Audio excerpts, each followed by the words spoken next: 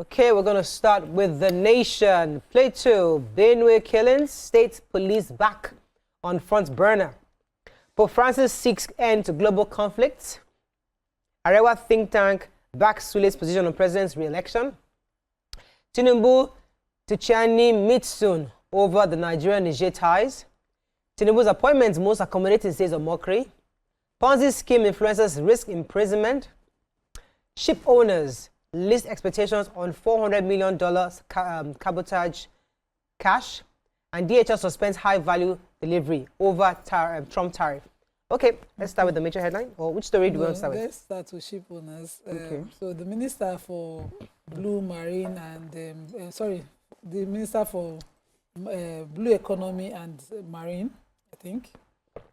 Minister of Marine and Blue Economy, Adegboyega Oyetola, former governor of Osun State, had directed that a $400 million cabotage vessel financing fund be disbursed to ship owners in Nigeria. And so, of course, the ship owners have used the opportunity, represented by the managing director of Stars Marine and Engineering Limited, Greg Ogbeifun, who was former Association of Ship Owners, former president of the Ship Owners Association of Nigeria, was speaking on behalf of them and saying, after commending the minister, of course, they went on to laud the minister for finally doing this. He said this, of course, must be done with strict adherence to due process and transparency in that disbursement.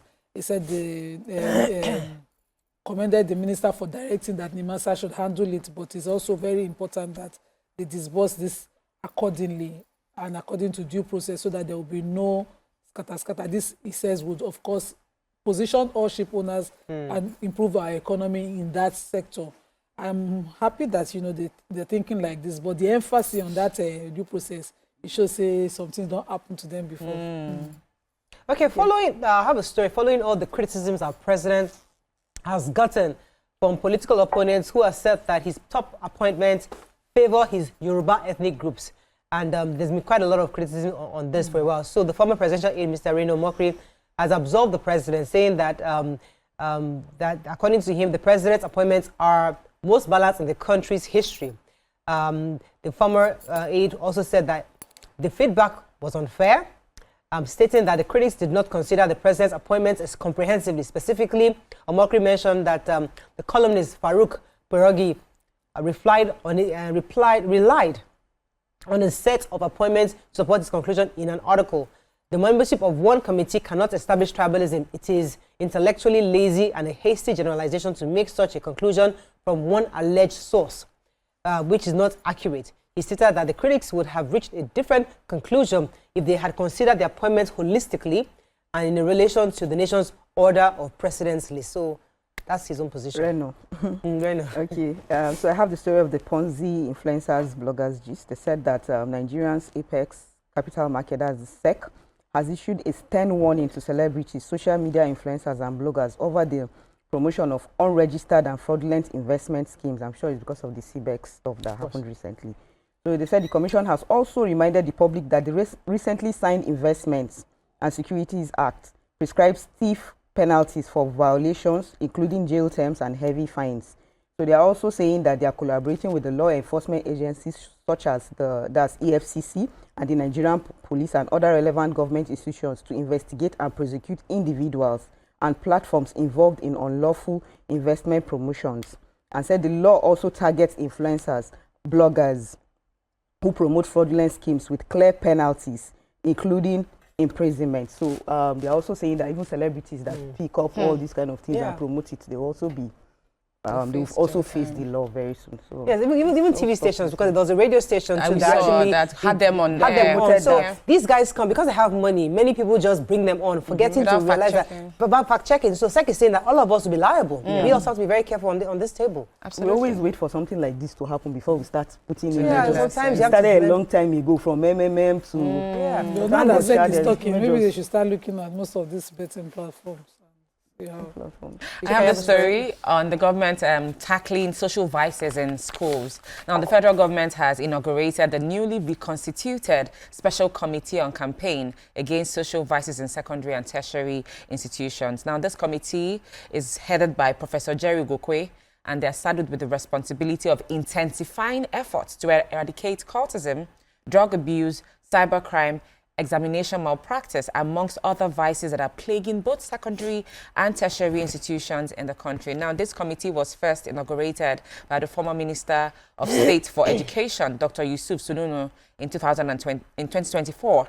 And it was disbanded last week and now has been reconstituted to reinvigorate the fight against social vices in Nigeria's educational institutions. Now, according to Professor Jerry, he says that this is coming at a time when the nation is grappling with rising cases of drug abuse, cultism, cybercrime, and other antisocial behaviors that threaten the fabric of Nigeria's educational institutions. And so he has called for collective support and active participation of every Nigerian to succeed in this endeavor. It's crazy how you hear stories in secondary schools, especially like the public secondary schools, of young ones who have started cults, who are killing. Like in some areas in Lagos, these secondary school students have actually killed people. And so it's important that we continue to aggressively fight this. Imagine this happening at a very young age. What now happens in our tertiary institutions? It's very scary to think about. Okay. Just getting some breaking news. Pope Francis, who actually his story is in the papers yesterday, was seeking end to global conflict, has passed on this morning so we're just getting that. That was his last message before he passed on this morning. We're just getting that message from our news team right now, but we'll get more details. But he was speaking yesterday, recovering from an ailment that kept him in the hospital for 2 months. Yesterday, greeted Christians from his window at the Vatican in Rome to mark Easter. He also received United States Vice President J.D. Vance. A large crowd turned up for the Easter celebration and to listen to the Pope's his speech, which was read on his behalf by an archbishop. So the speech emphasized the need for peace across the troubled country. So we're showing some pictures right now from the Vatican, signifying, this was from yesterday actually, but we're just getting news of, reported of his passing. Such a glorious way to exit the world, you know, right after that message that was given to the world on Easter. Okay, let's go on a very short break now. When we come back, we'll continue with the paper review. Stay with us, we'll be right back.